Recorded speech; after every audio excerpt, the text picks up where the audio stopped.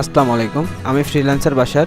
আজকে আমরা কথা বলবো এইচটিএমএল এলিমেন্ট নিয়ে। এর আগে আমরা এইচটিএমএল ট্যাগ নিয়ে আলোচনা করলাম। একটা স্টার ট্যাগ যেমন লেস দেন, ডিপ, গ্রেটার দেন এবং ইনট্যাগ যেমন লেস দেন, ব্যাকস্ল্যাশ, ডিপ, গ্রেটার দেনের মাঝে যা থাকে তা সহ পুরো একটা এলিমেন্ট। আপনারা একটা এলিমেন্ট আমার স্ক্রিনে দেখতে পাচ্ছেন।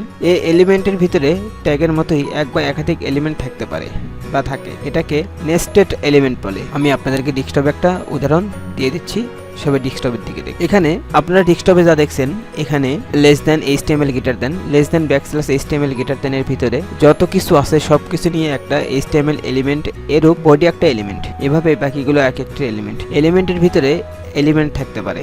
আবার যেমন এইসন, ব্যাকস্ল্যাশ, এইসন, এর ভিতরে কোনো এলিমেন্ট নেই। যে লেখাটি আছে সেটি হচ্ছে এর কন্টেন্ট। তাই এইসন, ব্যাকস্ল্যাশ, এইসনের ভিতরে লেখাটি সহ এটা এইসন এলিমেন্ট। একটি উদাহরণ বুঝাবো ডক টাইপের। আপনারা যদি অনলাইনে কোডটি পেস্ট করেন বা নোটপ্যাডে লিখে .html ইন্ডেক্স, যেমন index.html বা test.html দিয়ে সেভ করে ব্রাউজার খোলেন, তাহলে এটা বেসিক এলিমেন্ট ডকুমেন্টের ওয়েব পেজ।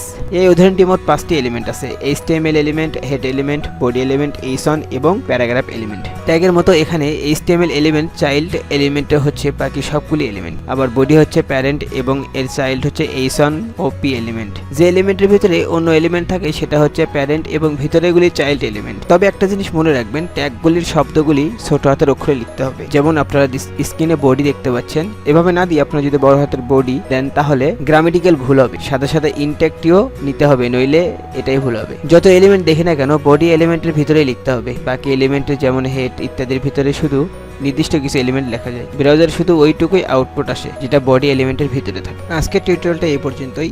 সবাই ভালো থাকবেন, আমার জন্য দোয়া করবেন, আর অবশ্যই please hit the subscribe button. আমার চ্যানেলটা প্লিজ সাবস্ক্রাইব করবেন। আর অবশ্যই যদি আপনাদের একটু উপকৃত হতে পারি, আপনাদের যদি একটু উপকারে আমি আসতে পারি, তাহলে আমার চ্যানেলটা সাবস্ক্রাইব এবং কমেন্ট এবং একটা লাইক করবেন। So thank you so much.